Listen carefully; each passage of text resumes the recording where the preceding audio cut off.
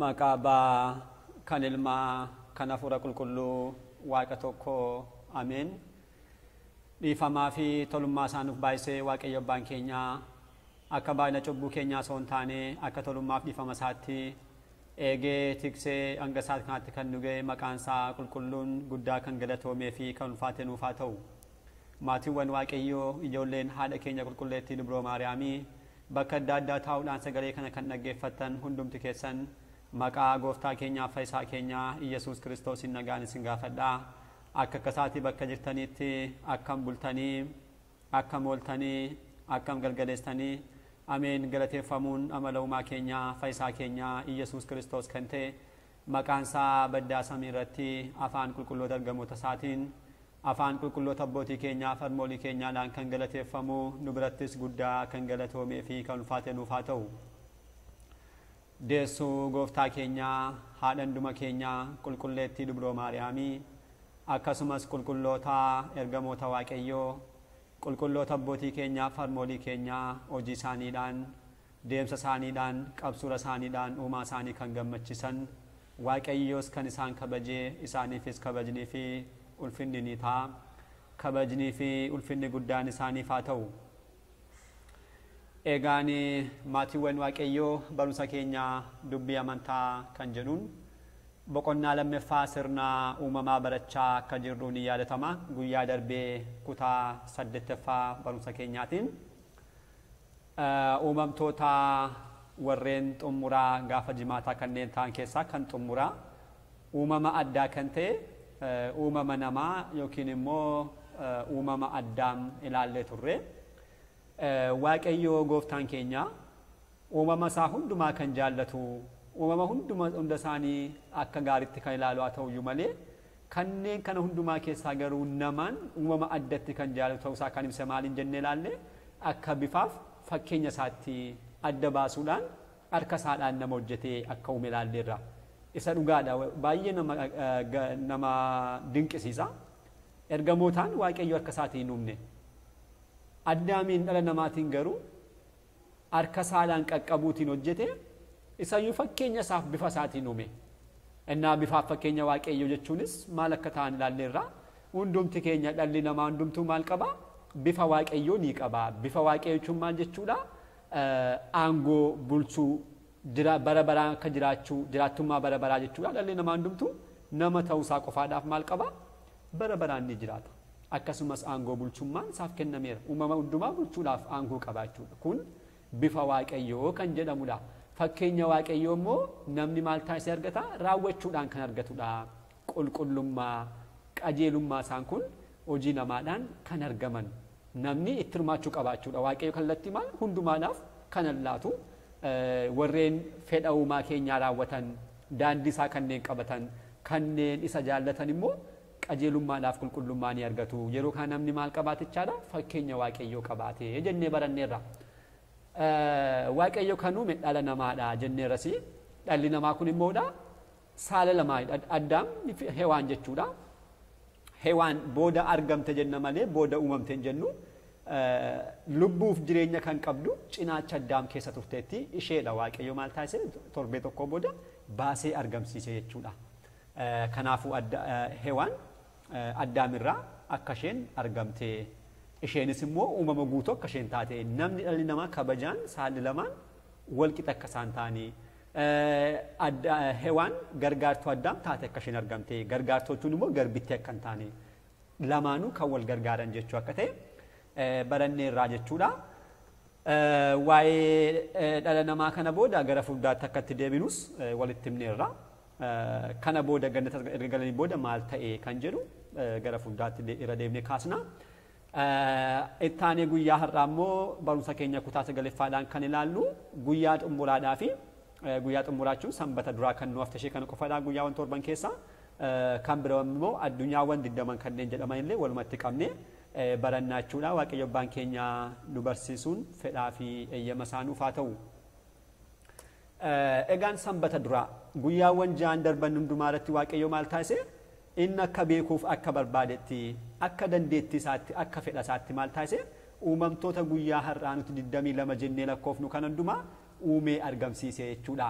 addunyaa nagarru ni jiru kanneen in agarres ni jiru fakkeenyaaf qilleensa in agarru qilleensa waaqayyo uumeera kan agarru kanas immoo hundumaa uumeera kana alattis immoo unkaan saayinsiin illee guyyaa irraa wanta baay'ee beeka warreen garoolitti jiran pilaanetoota adda addaa beekuun danda'ameera garuu uumamtoota bishaan jala jiran eenyuun bira ga'uu dandeenya dachee keessammaa handhuura isheetti ga'uu kan danda'e hin jiru achi maaltu jira kan jedhu kan beeku hin jiru bishaan jala maaltu jira jireenya maalu jiraatamaa jira kan jedhu namtu tokko kan beeku hin jiru kan hundumaa garuu maal taasisa waaqayyo uumeera samii olitti gaafa ol baanu amma kanaatti kan beekaman ni jiru qulqulloonni abboonni keenya akkuma yeroo darbe kaasne kan akka qulqullicha Phaawulos hanga samii sadeffaatti baaniiru wanta dhalli namaa dhaga'uudhaaf hin dandeenye akka argan barreessaniiru sanaa olitti maal takka jiru kan beeku hin jiru keessumattuu samii aariyaamii olitti maal takka jiru hin beekamu kan hundumaa garuu waaqayyo maal taasisa uumeera jechuudha guyyaa irraa saayinsiin wanta baay'ee qorachuudhaan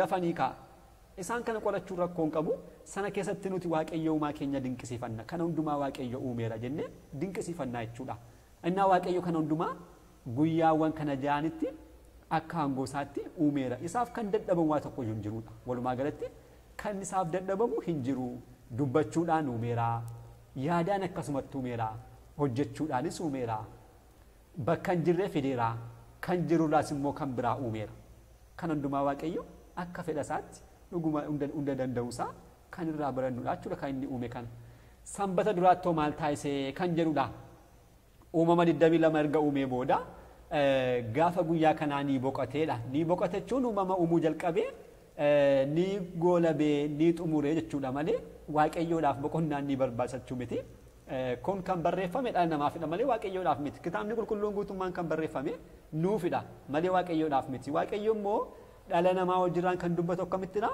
akka dhala namaaf galuttidha malee akka kan waaqayyootti miti gooftaan keenya galanni isaaf haa ta'uti kitaabni qulqulluun akkuma dubbatu yeroo foon uffatee dhufu kan barsiise koo akka beekumsa namaattidha akka namaaf galutti malee akka isaatti miti koonni akka beekumsaatti hin barsiisne osoo akka kan isaatti barsiise immoo eenyu dhaga'uu danda'a sagalee waaqayyoo dhaga'ee eenyu dhaga'uu dhaabbachuu hin danda'u akkuma jedhame sagalee gooftaa keenyaa dhaga'ee eenyu dhaabbachuu danda'a garuu gooftaan keenya kan barsiise akkamittidha akka dhala namaadhaaf galuttidha kitaabni qulqulluus kan barreeffame waaqayyoo ni boqotee waaqayyo dhala namaa uumuusaatti gaddee gara fuulduraatti kan laallu kun waaqayyoof osoo hin taane dhala namaaf kan barreeffamedha akka dhala namaaf galutti barreeffame malee waaqayyoodhaaf kan barreeffame miti innaan ni boqote jechuun akka nuuf galutti kana uumuun xumuree ni goolabee ni raawwateedha haala kanaatiin kan hiikamu kana booda maal jedha kitaabni qulqulluun kana guyyaa kanatti waaqayyo hojii hojjete hundumaa arge hundumtuu gaarii turan jedha kana jechuun isa akkuma jalqaba kaasne waaqayyoodhaaf miti nuufidha waaqayyo hojii hojjete hundumaa arge ni beeka kan hojjetu osoo hin uumin durayyuu maal ta'a ni beeka hundumtuu gaarii turan gaariin waamsa kunis nutti himamaa jira uumamoonni ni uume hundumtuu gaariidhaadha guyyaadhaa namoonni baay'een uumamoota baay'ee ni mufatu sirrii miti buna kan mufatan jiru baala caatii kanneen mufatan kun sirrii miti tajaajila dhala namaatu akka yaada namaa sammuu keessatti kan taanetti qarratse malee uume malee boce malee kun immoo uumama waaqayyooti hundumti isaanii uumamoonni kun hundumtuu gaarii turan kanaaf uumamoonni waaqayyoo kun isa dhugaadha haala seeraan dhala fayyadamuu illee kan biyya lafaa osoo hin taane waaqayyo biratti adabbii kan argamsiisudha sirriitti kan fayyadamuu kan qabnu mukti jiraateedhaaf namni akka barbaade kutee gatuu hin qabu maaliif mukti dhaabatu kun jiraachuu waaqayyoodhaaf agarsiistuudha ilbisoonni balali'an warreen samiirra balali'an kanneen bishaan keessa jiraatan hundumtuu jiraachuu waaqayyoodhaaf mallattoo agarsiisudha waan ta'eedhaaf isaan kana waaqayyo hundumtuu maal jedhe hundumtuu gaarii turanii kanaaf uumaman hundumtuu gaariidha jechuu isaati waaqayyo uumaan keenya gaa guyyaawwan kana erga kana uume haala kanaatiin nutti erga uume booda uumama biraa hin uumneedha isaaf hin dadhabame osoo hin taane akka barbaadetti inni uumuu kan barbaade kan agarsiisuu barbaade hundumaa agarsiiseera kanaaf addunyaa mul'attu kana haala kan erga uume booda ni boqote boqonnaan isaa kun immoo dhala namaatiis boqodhaachuu isaati hojii yeroo hojjettan hundumaa boqonnaan isiniin barbaachisa akkasumas sanbannis immoo waaqayyoon gidduu jiraachuu isaa kan ittiin beeknu sanbataanidha isa dhugaa dubbachuudhaaf guyyaa sanbataa waa'ee barumsaas ittiin kaasnu yoo ta'eyyuu garuu guyyaa sanbataa kabajuun waaqayyoon gidduu isaa jiraachuu isaa kan agarsiisudha inni dubbateera seera boqonnaa 20 irratti abboommiiwwan kurnan keessaa tokko sanbata kabajuudha sanbata waaqayyo kabajuuchuun waaqayyoon kabajuuchuudha guyyaan kan waaqayyooti yeroo guyyaa sana kabajnu waaqayyo kan gidduutti jiru inni akka nu gidduutti galateeffamu kan ittiin agarsiisnudha jechuudha. Kanaaf waaqayyo kana dhuguma dhalli namaa dadhabaa akka ta'e agarsiisuudhaaf nuun boqonnaan akka nu barsiisuudhaaf boqonnaas akka boqonnuudhaaf nuuf kenneera jechuudha. Haala kamiitiin boqonnaa inni kun barumsa wanta dhimma kanaa laata miti jireenya gaarii kiristaanummaadhaan yoo barattan achirratti ni agartu. Garuu walumaa galatti waaqayyo sanbata akka kabajuudhaaf akka boqonnuudhaaf haala kanaatiin inni boqate nuunis nu barsiiseera jechuudha. Egaan guyyaawwan torban kana fakkaatu jalqaba guyyaa sanbata kiristaanaa irraa eegaluudhaan hanga guyyaa sanbata duraatti haala kanaatiin kan baranne jechuudha. Kan biraan kan nu hafu barumsa kanaan kan barannu addunyaawwan 20dha. Addunyaawwan 20 jechuun waaqayyo uumamtoota 22 uumeera. Isaan kana alatti kan argaman jechuu osoo hin taane warruma uumaman kana keessatti kanneen argamanidha kan ilaallu. Amaloota foonii meeqa uumeera? 4 uumeera. Isaanii barumsa jalqabaadhaan kan baranne jechuudha. Isaan irraa immoo addunyaawwan 20 taasiseera argamsiiseera. Argamsiisa jechuun immoo uumama haaraa uume jechuu osoo hin taane maal taasiseera? Bakka isaan qabsiisee akka isaan bakka isaanii qabatan isaan taasisee jechuudha. Addunyaawwan kana guyyaa dilbataan guyyaa kibxataatti bakka isaaniitti kanneen isaan qabsiisedha. Guyyaa dilbataa jechuun gaafa guyyaa sanbata kiristaanaa jala eegaluudhaan amma dilbataatti kanneen jiran bakka isaan qabsiiseera. Addunyaawwan kun lakkoofsi isaanii akkuma jalqaba kaasne 20 ta'anii bakka 4tti qoodamuudhaan kan kaa'amanidha. Addunyaawwan ibiddaa, addunyaawwan bishaanii, addunyaawwan qilleensaa fi addunyaawwan lafaa jedhamu. Addunyaawwan kun amaloota foonii arfan irraa waan ta'amaniidhaaf haala kanaatiin bakka 4tti qoodamanii kaa'amaniiru. Addunyaawwan ibiddaa 9dha. Maqaan isaanii bakka tokkotti kooree jechuu dandeenya. Tarii kan dhageessanii beekuu ta'uu danda'a. Afaan Giiziidha. Addunyaawwan bishaanii immoo 4 bakka tokkotti maqaan isaanii naageeb jechuudhaan isaan waamna. Addunyaawwan qilleensaa baay'inni isaanii 2dha. Aazeb jechuudhaan isaan waamna. Addunyaawwan lafaa immoo 5dha. Duuduleeb jedhamuudhaan maqaa tokkummaadhaan ni waamamu jechuudha. Egaan isaan kan tokko ilaaluudhaaf yoo yaalle addunyaawwan ibiddaa 9 kanneen jenne jechuudha. Samiiwwan 7 warreen jalqabaa kanneen ta'an immoo ibidda gahannamaa fi ibidda hundee samii jedhamuudhaan bakka kanatti haala kanaatiin qoqqoodamu. Addunyaawwan kun addunyaa ibiddaa maaliif jedhama jennee yommuu ilaallu amala ibiddaarraa gaafa guyyaa dilbataa kanneen uumanidha. Amala ibiddaa kanneen qaban jechuudha. Samiiwwan 7 amala ibiddaa qabu. Waaqayyo jalqabaa kaasee hundee isaanii haala sanaatiin kan isaan dhaabe samiiwwan 7. Ibidda gahannamaa immoo yaa akkuma beeknu lafaa gaditti kan argamudha. Dukkanaa kan ta'e bakka diiyaabiloosiif akkasumas ergamoonni isaa fi cubbamoonni dhufaatii gooftaa booda bakka isaaniif kennamudha ibidda gahannamaa jechuun. Ibidda hundee samii kan jennu immoo waaqayyo samiiwwan hundaaf hundee taasisuudhaan kan inni uume ibidda hundee samii. Isaan kun salgan bakka tokkotti addunyaa ibiddaa jedhamuudhaan waamamu. Warreen lammaffaa immoo addunyaawwan bishaaniiti. Addunyaawwan bishaanii isaan kun immoo bishaan irraa kan argaman waan ta'aniif maqaan isaanii addunyaawwan bishaanii jedhamuudhaan waamera. Bishaaniin kan guutan, bishaan irraa kan argaman, qaamni isaanii bishaan kan ta'e jechuudha. Baay'oon isaanii ilaallee turre darbe Haanos bishaan samii xefer ol jechuudha. Xefer matuma isaa bishaan akka ta'e Wuqiyaanosiidhaa fi bishaan lafa jala jiru isaan kan arfan addunyaawwan bishaanii jennee baranna. Haanos bishaaniin kan guutame samii ereerii gaditti kan jiru samiiwwan 7 keessaa kan xumuraa kan ta'e samii ereerii gaditti kan jiru akkasumas immoo qilleensa baabiliin kan baatame bishaan jirudha. Qilleensi baabil maalidha? Gara fuulduraatti ilaalla. Bishaan haala kanaatiin jirudha. Faayidaan bishaan kanaa maal jennee yommuu ilaallu bishaan kun maal qaba faayidaa? Xefer kan agarru kun jechuudha. Ho'i aduu egaa baay'ee guddaadha. Xefer kun ho'a aduu kanaan akka inni babbaqaqne akka inni caccabneef yeroo qabbaneessuudhaan kan gargaarudha. Haanos waaqayyo akka beekuun qilleensa irratti samii xeferiin gaditti kan dhaabedha jechuudha. Samii ereeriin gaditti xeferiin immoo olitti kan dhaabedha jechuudha. Xefer immoo kan agarru kana matuma isaatiif bishaan kan ta'e jabaataa kan ilaallu kana yeroo ilaallu immoo faayidaan isaa bultoo aduu urdii ji'aaf ta'uudhaan kan tajaajilu akkasumas yeroo darbe akkuma ilaalle kiristaanonni kana ilaaluudhaan mootummaa waaqayyoo abdii akka taasifannuudhaaf illee nu gargaara jennee kan barannedha. Wuqiyaanos immoo bishaan dachee irra jiraannu kana marsee kan jirudha yaa'u saayinsii akkuma dubbatu. Addunyaan kun qaamni guddaan bishaan jedhamti isaan kana jechuudha. Lafa kana alatti kanneen jiran bishaanota addunyaa kana marsanii jiran isaan kanaan wuqiyaanos jechuudhaan waamna. Bishaan lafa jalaa immoo bishaan dachee kana baatee kan jiru yaa'u dacheen keenya jiran kun baay'ee nama dinqisiisa bishaan kan dhaabbattudha. Waaqayyo kana saangoo masaatiin akka barbaadetti kan taasisedha. Bishaan jetti kan kitaabni qulqulluun maal jedha faarsaa yeroo hundumaa kadhannaa keenyaan kan taasisnu faarsaa 135 lakkoofsa 6 yoo ilaaltan dachee bishaanatti kan jabeesse arjummaan isaa bara baraani koo jennee akkuma dubbannu jechuudha. Dacheen keenya kun bishaanatti jabaattee kan dhaabbattudha jechuudha. Kanneen afanni lamaan immoo addunyaawwan qilleensaadhaaf addunyaawwan lafaa kan jalqaba addunyaawwan qilleensaa lamadha akkuma jalqaba ilaalle.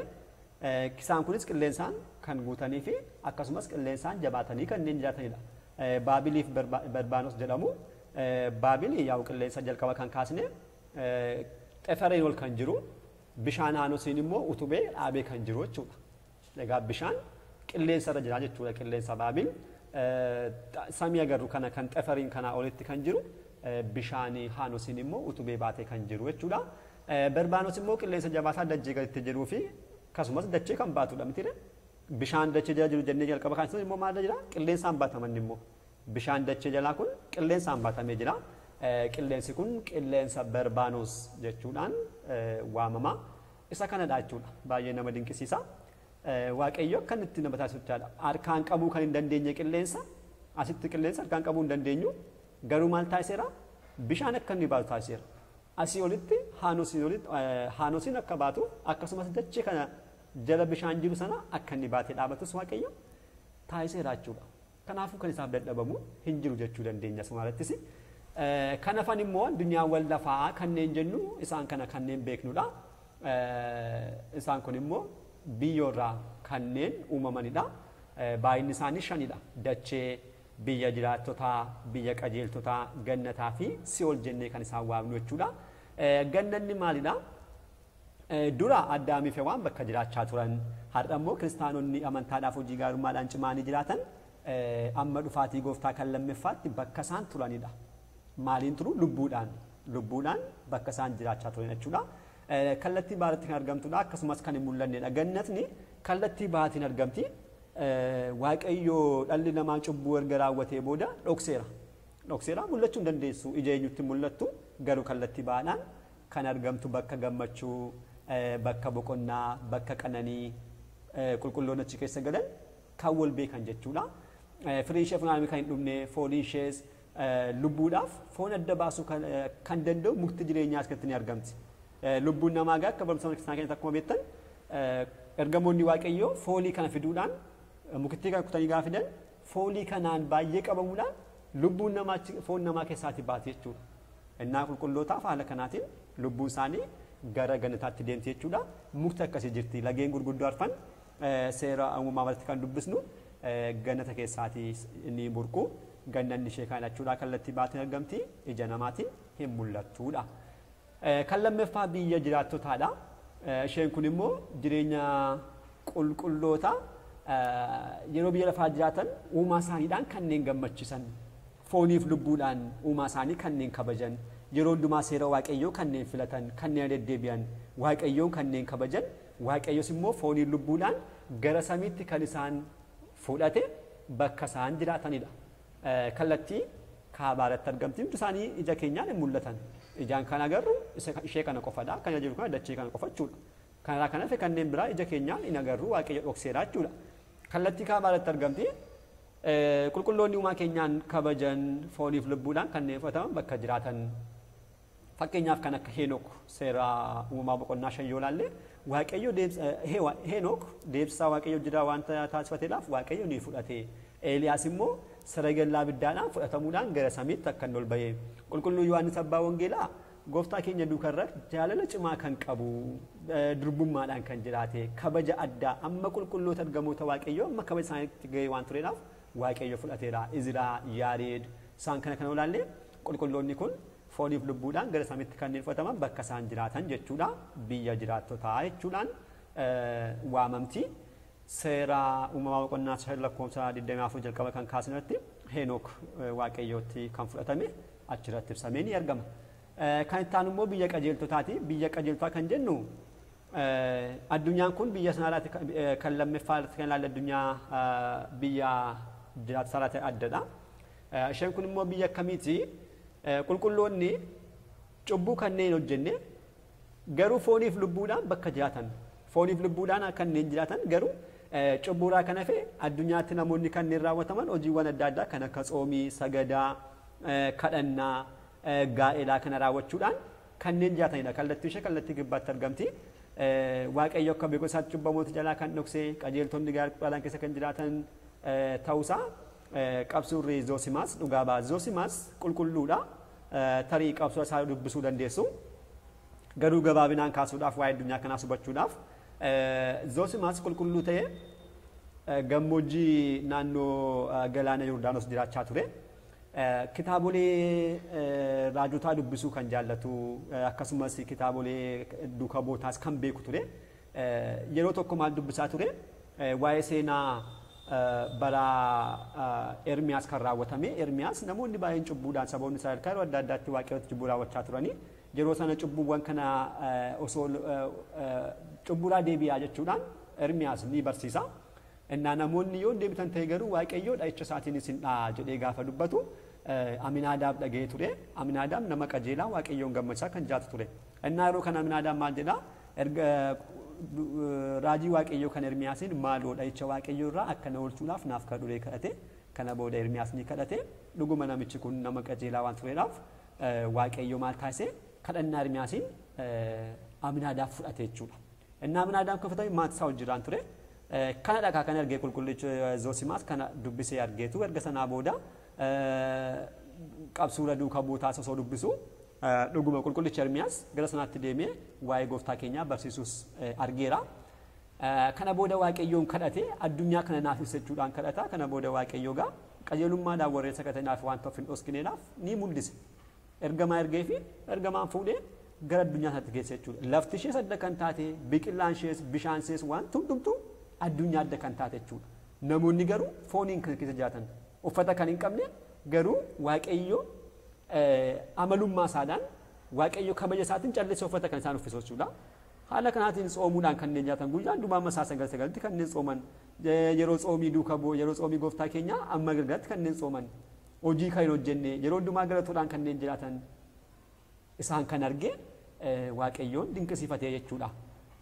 Kana booda haala jireenya isaaniitti himanii qulqulluun Zoosimaas haala kanaatiin addunyaa san argeera. Ijoollee Aminaadaab bakka ta'anis itti himaniiru. Isaan kana dhaachuudha bakka kana isaan jiraatu. Addunyaawwan armaan olitti kun sakaan hundi isaanii dachee iftuu jedhamuudhaan beekamu. Xeferiin gadii fi dacheera jiraannu immoo ol kan inni argamanidha. Xeferiin gadi dacheera jiraannu kanaan olitti kan inni argaman samii keessa kan hin taane jechuudha. Samiiwwan warreen torban gara olii isaan kun garuu xeferiin gadi kanneen jiranidha. Kanneen hafan lamaan dacheedhaaf si oolaa dacheen bakka nuti jiraannu kana cubbamoonnis qajeelonnis qamadiidhaaf ingirdaanni wajjiraan akka biqilan bakka itti biqilaniif bakka jiraan jiraatan dhufaatiin lammaffaa gooftaa keenyaa immoo bakka adda kan yerootti ba'an jechuudha. Si'ool immoo addunyaa dukkanaan jabaattee ibidda lubbuu namaa gubuu danda'u kan of keessaa qabdu yeroo dukkanaa'uudhaan kan guutamtedha kallattii lixaadhaan kan argamtudha. Cubbamoonni foon lubbuudhaan yeroo hundumaa waaqayyoon kanneen hin gammachiisne waaqayyoodhaa kanneen adda ba'an hanga dhufaatii gooftaa keenyaatti bakka isaan turanidha. Fooniif lubbuudhaan osoo hin taane lubbuudhaan bakka isaan turanidha. Fooniidhaaf lubbuun isaanii erga adda baatee booda bakka isaan turan jechuudha. Addunyaawwan kun qabiyyeen isaanii egaa ifaan wal caalu kanneen jalqaba kaasnee gannataa akkasumas biyya qajeeltotaa biyya jiraattotaadha. Isaan kun tartiibaan haala kanaatiin gannanni garuu hunduma isaanii caalaa kan iftu warreen biyya qajeeltotaa jiraatan yeroo adda ba'an illee yeroo fooniif lubbuun isaanii adda baatu gara gannataatti seenu. Gara gannataatti seenu isa kana qabsuura Zoosimaas irraa bal'inaan dubbisuu dandeessu. Ifti kan gannataa garuu hundumaa kan caaltu gannata keessa kan jiraatu lubbuu qofaan kan jiraatamuu danda'u lubbuu qofaatiin amma dhufaatii lammaffaa gooftaa keenyaatti jechuudha. Kanaaf addunyaawwan kun isaan kana fakkaatu waaqayyo kan hundumaa taasisuu ni danda'a. Haala kanaatiin taasisee uumamtoota kana argamsiisee addunyaawwan 20 haala kanaatiin uumeera jechuudha. Baay'ee nama dinqisiisa. Waaqayyo gaa kanaafidha. Uumaa keenyaan uumama isaatiin ni beeknaa jennee boqonnaa tokkoffaatti kan baranne dhuguma haala kanaatiin nama dinqisiisaa jechuudha. Kan agarru warreen jiran kanneen agarre immoo addunyaa dabalee jechuudha. Warreen malaan agarre kana addunyaa dhaqoo garuu arguu hin dandeenyu. Kanas waaqayyo uumuu danda'eera. Dachee kanaa kan iftu kan jiraattu yeroo hundumaa qulqullummaadhaan namoonni bakka jiraatan ija namaadhaan arguu hin dandeenye ni jirti. Dabalee lubbuun keenya keessa jirti arguu kan hin dandeenye. Qilleensi ni jira arguu kan hin dandeenye. Kan hundumaa garuu waaqayyo kan uume kan ittiin galateeffatamuu fi kan ittiin beekamudha. Waaqayyo keenya jechuudha. Waaqayyoon kanaan ni beeknaa jechuudha. Boqonnaan lammaffaan sirna uumaa amma kanaatti kan barannedha kan ture. Kutaattaanuun boqonnaa sadaffaa immoo irra caalaatti waa'ee waaqayyoo icciitii isaa immoo kan ittiin beekuu dandeenyu icciitiiwwan jechuudhaan eegallaa jechuudha. Kan itti aanu seensa isaaniidha. Erga sanaa booda immoo tokko tokkoon tarreessuudhaan barachaa deemnaa jechuudha. Kanarraa asuma irratti nu haa ga'u. Abbaa sagalichaa kan ta'e waaqayyo abbaa keenyaaf galannii fi ulfinni guddaan bara baraaf isaaf haa ta'u. Nutis immoo kan dhageenyeen firii gaarii oomishni akka ittiin jiraannu fedhaa fi jaalala akkasumas gargaarsa uumaa keenyaa nuuf haa ta'u. Kutaattaanuun hanga deebinutti nagaa waaqayyootiin turtii gaarii galanni waaqayyoof.